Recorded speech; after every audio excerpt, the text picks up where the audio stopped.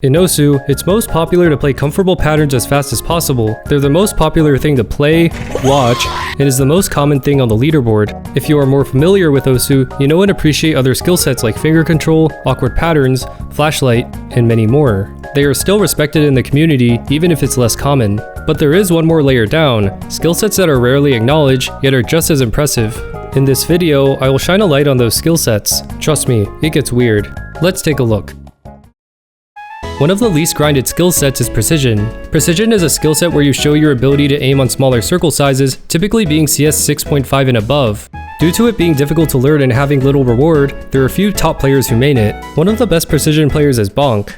Well, technically, since many of the maps he plays are exactly CS 6.5. However, it's much easier for him as his playstyle allows him to directly aim at circles with his finger, instead of estimating it with a peripheral. So Bonk is probably the fastest it gets when it comes to Precision. But we could get smaller, where it gets even crazier. CS 9 and 10 is an area that almost no one ventures into, as players have to go a fraction of their comfortable speed just to coherently play it. But there are a few top players who grind it for good scores. For example, top player Boshyman has a good chunk of scores on CS 9 and 10, like getting the first DTFC on Apex of the Vortex, a CS 10 map that used to be the lowest star rating map without one. You can tell why by just looking.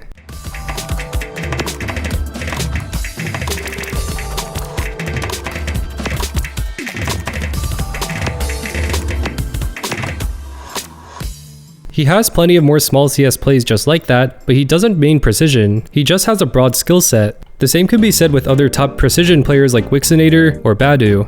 To find a true top Precision main, we have to look at Mortal. Mortal is a Spanish player who is rank 1 on Precision in Osu skills, and with good reason. On small CS maps, he is typically either the first Hard Rock passer FC, being the only one up to the challenge to play CS 9 or 10. One of his best plays is his FC on Death is Just the Beginning, which is CS 9.75 with AR 11. Despite being less than a minute, he remains as the only pass on the map 3 mod, also FCing it. Mortal to this day is one of the most underlooked top players.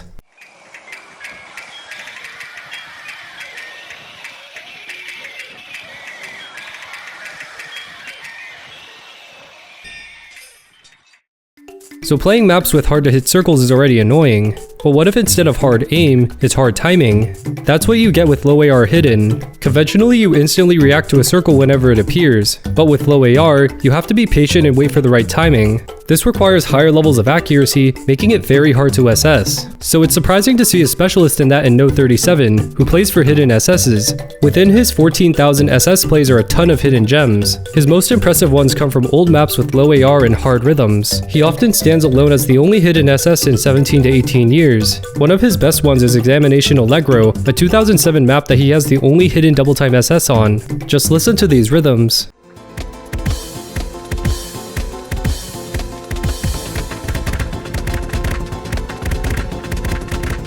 Him being able to properly act this is quite the feat. He's also known for SSing 9 to 10 minute maps with low AR hidden. Like look at this hidden SS on Kumi Kyoku, a 10 minute 4-star map from 2008.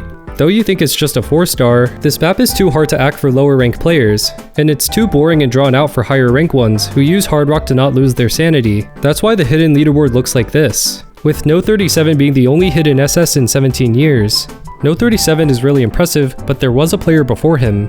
Zalaria is an American player who has the most SSs in all of Standard. He exclusively goes for hidden SSs, making for some really impressive plays, like his hidden SS on Dance Dance Revolution Nonstop Megamix, which is a 26-minute AR7 map from 2008.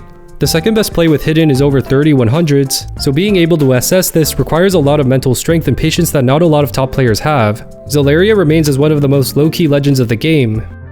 Okay, quick update, after I was finished editing, this guy actually SS'd it, and then afterwards SS'd a bunch of other 2008 marathon maps, so shout out Nilo.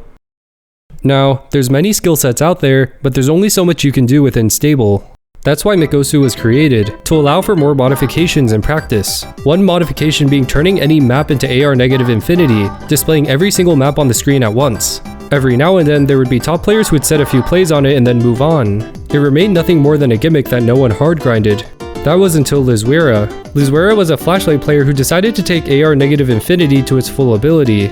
He would grind anything from marathon maps to well-known hard maps. One of his most impressive has to be his easy AR negative infinity SS on Burn This Moment Into the Retina of My Eye. Just look at this and imagine having to memorize every rhythm and pattern.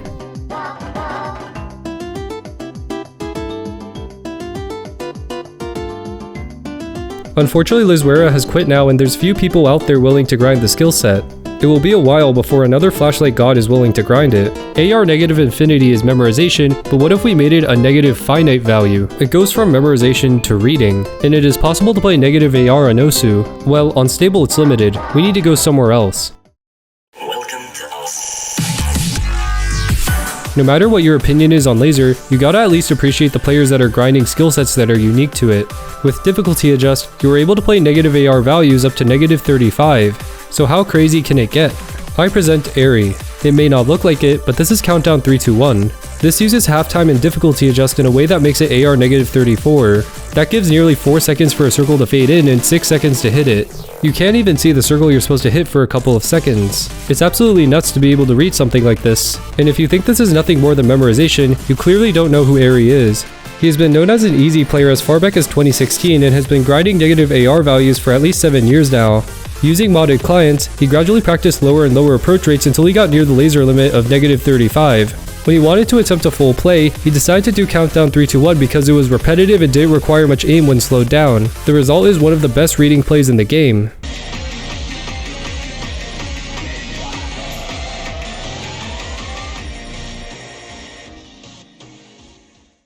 We've looked at low AR for a while now, but what if we looked at the other side of the spectrum?